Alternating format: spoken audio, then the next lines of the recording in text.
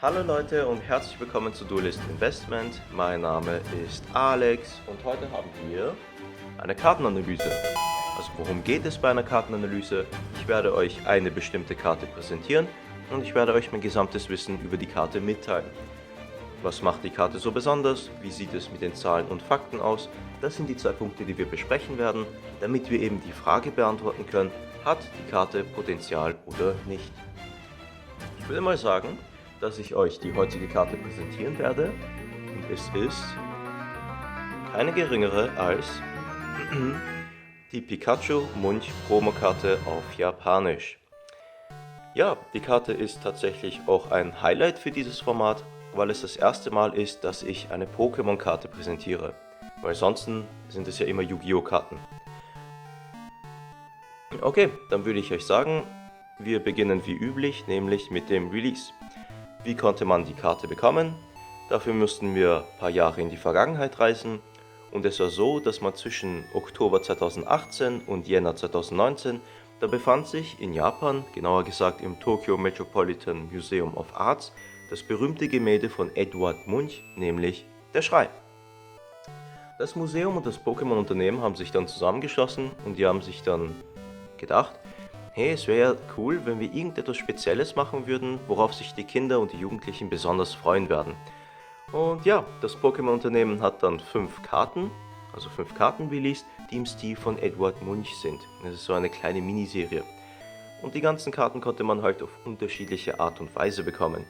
Bei der Pikachu-Karte war das so, dass man zwischen dem 10. und 16. Dezember ins Museum gehen musste. Wenn man ins Museum gegangen ist, sich ein Ticket gekauft hat, dann hat man die Pikachu-Karte gratis dazu bekommen. Bei Anton, Evoli und Bounce war das so, dass man ins Pokémon Center gehen musste und dort musste man sich 2 Booster Packs kaufen. Dann hat man eine von den 3 bekommen.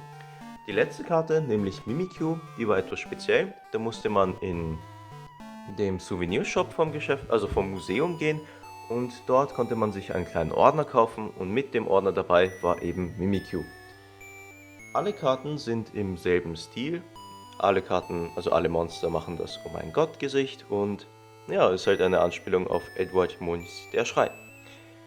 Das Ganze war halt besonders cool, weil es eine Win-Win-Situation für alle war. Und das Museum hat extrem davon profitiert, weil ich glaube, es hatte noch nie so viele Besucher wie halt zu der Zeit. Das Pokémon-Unternehmen hat profitiert, es hat richtig coole Karten released und Kinder und Jugendliche haben sich gefreut. Und zum einen, hoppla, und Nummer 3, die Kinder wurden dann auch dazu animiert, ins Museum zu gehen und Kunst zu betrachten. Das ist halt ziemlich cool. Ich fand's cool. Also sowas wird man in Europa nie finden. Bei uns wird es höchstens bei irgendwelchen Kino-Events oder so gibt es dann Promokarten. Okay, dann gehen wir mal weiter und wir gehen auf das Artwork. Das Artwork ist meiner Meinung nach wunderschön.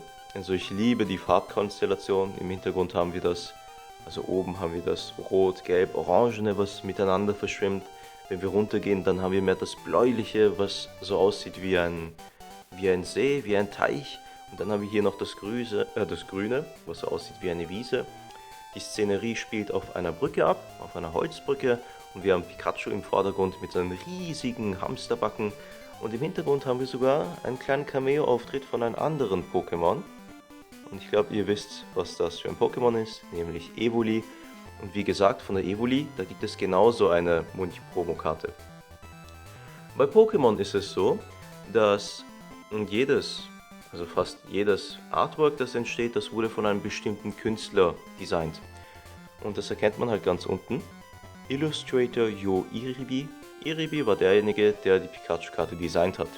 Die anderen Karten, also Evoli, Bautz, Anton und Mimikyu, die wurden jeweils von unterschiedlichen Künstlern designt.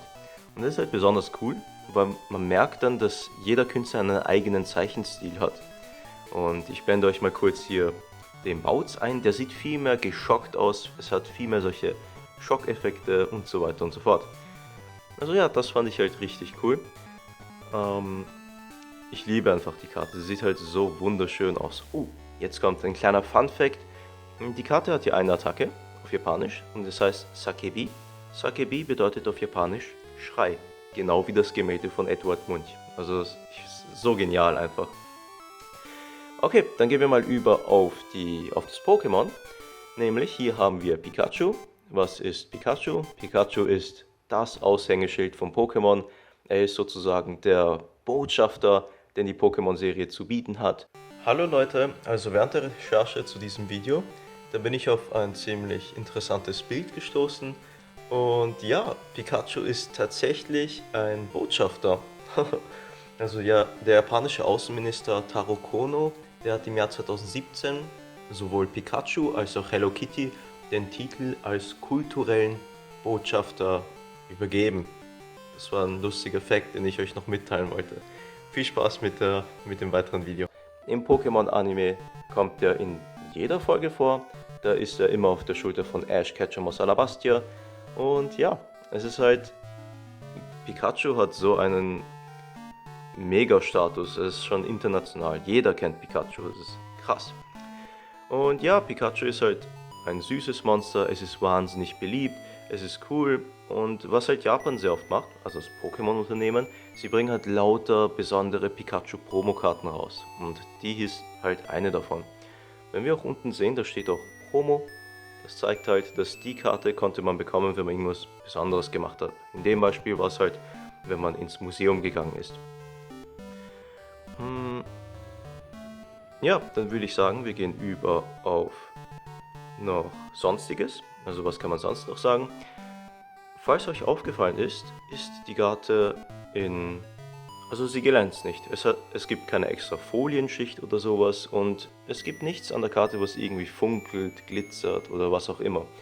Und das finde ich richtig cool, weil das gibt mir mehr den Eindruck, als wäre es dann richtig ein Stück Kunst so.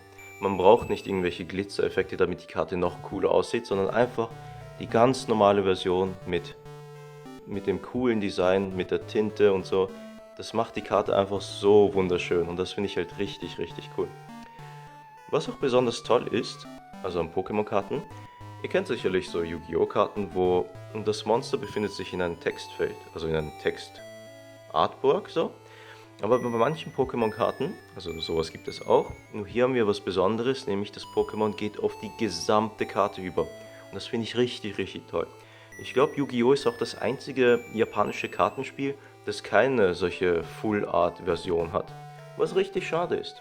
Und Pokémon macht es halt vor, wie es aussehen sollte. Und sieht halt richtig schick aus. Ich würde mal sagen, wir gehen über auf die Zahlen und Fakten. Und ja, dann erzähle ich euch mal, warum ich überhaupt die Karte gekauft habe. Ende 2018, da habe ich mir die Karte dreimal gekauft und ich habe sie um jeweils ca. 34 Euro gekauft. Als ich die Karte gesehen habe, ich habe euch die ganzen Gründe genannt, ich fand es irgendwie extrem speziell. So, oh okay, also Museum und Pokémon arbeitet gemeinsam und sie bringen Karten heraus. Und meine Logik damals war, okay, also das Munch-Gemälde, das wird ja nicht die nächsten 100 Jahre in Tokio sein, sondern es wird dann zurückgehen in sein Heimatland und wenn es dann zurückgeht, dann werden die Museen auch keine Munch-Promokarten mehr vergeben. Und wenn keine mehr vergeben werden, dann macht es die Karte halt seltener. Und da die Karte eh schon so wunderschön ist, da war ich mir ziemlich sicher, dass sie sehr begehrt ist. Deswegen habe ich mir die Karte dreimal gekauft.